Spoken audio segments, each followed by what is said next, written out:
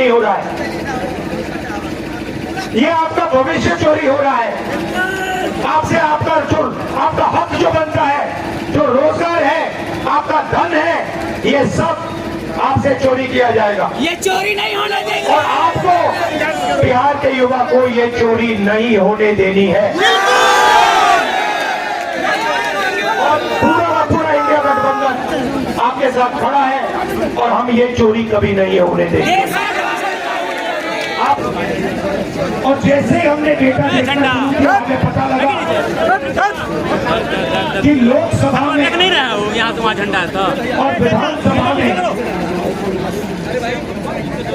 1 करोड़ झंडा नीचे नहीं होगा। नए वोटर, भाई झंडा नीचे का झंडा पूरा है।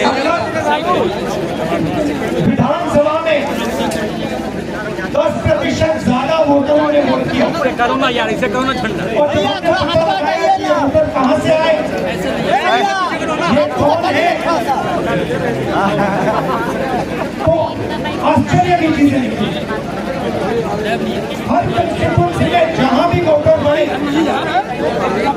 कि आप हमें वोटर लिस्ट दीजिए, आप हमें वीडियोग्राफी, जो हर पोलिंग बूथ में वीडियो लगा हुआ है वो दीजिए। इलेक्शन कमीशन बिल्कुल शांत हो गया, चुप हो गया, एक शब्द नहीं कहा। एक बार नहीं, अनेक बार हमने उनसे कहा कि देखिए, कानून कहता है कि हमें वोटर लिस्ट दी जाए, कानून कहता है कि वीडियोग्राफी हमें दी जाए। आज तक महाराष्ट्र की वोटर लिस्ट हमें नहीं मिली। वीडियोग्राफी का कानून बदल दिया क्योंकि वो सच्चाई छुपाना चाहते हैं। यहाँ पे हम आए हैं, 7 मूर्ति हमारे पीछे है, यहाँ लोग शहीद हुए, संविधान के लिए शहीद हुए, और संविधान में लिखा है कि हिंदुस्तान के हर नागरिक को, चाहे वो किसी भी जात का हो, किसी भी धर्म का हो, हर नागरिक को एक वोट मिलना चाहिए। और आप जानते हो, मैं बिना बात को समझे, बिना गहराई में जाकर मैं नहीं बोलता हूँ। मैं हिंदुस्तान की जनता को और बिहार की जनता को कह रहा हूँ कि महाराष्ट्र का चुनाव चोरी किया गया था, और जैसे महाराष्ट्र का चुनाव चोरी किया गया था, वैसे ही बिहार का चुनाव चोरी करने की कोशिश की जा रही है। देखिए, उन्हें पता लग गया कि हमने महाराष्ट्र मॉडल समझ लिया है, इसीलिए वो अब नया बिहार मॉडल लाए हैं। और मैं आपको साफ बताना चाहता हूँ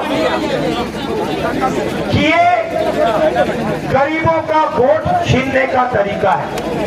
ये बिहार है, ये और मगर ये इन लोगों को मालूम नहीं है कि ये बिहार है। ये बात समझे नहीं है, ये बिहार है, और बिहार की जनता ये कभी नहीं होने देगी। हमारे लोग इलेक्शन कमिश्नर से जाके मिले, मैं नहीं था, मगर सारे नेता गए, और मैंने इनसे पूछा आपको क्या लगा, कम से कम, और सारे के सारों ने कहा कि इलेक्शन कमिश्नर बीजेपी और आरएसएस जैसे बात कर रहे हैं।